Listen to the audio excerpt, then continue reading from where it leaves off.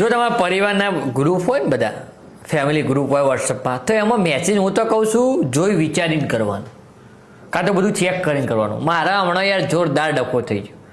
હમણાં મારે કાકાનો છોકરો ગાડી લાવ્યો છે નવી નક્કાર, બરાબર, ત્યાં એને ગ્રુપમાં ફોટો મૂક્યો છે, તે બધા નીચે કોંગ્રેચ્યુલેશન બધું લખ્યું હતું, પણ મેં તો જોયું જ નહોતું કે એને ગાડી લાવ્યો, ગ્રુપમાં ફોટો, બધા કોંગ્રેચ્યુલેશન મેસેજ વાંચ્યા જ નહોતા.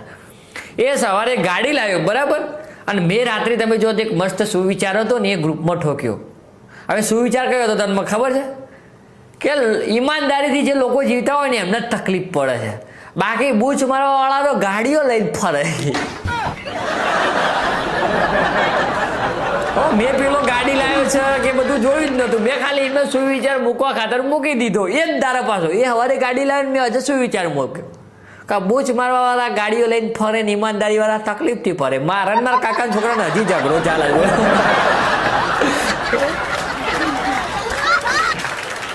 ગ્રુપમાં બધું ચેક રાખવું, બાકી લોચા થાય. આ તો બધું થવાનું હોય થાય ને તમારા સુવિચારોમાં બધા ડખા પડે.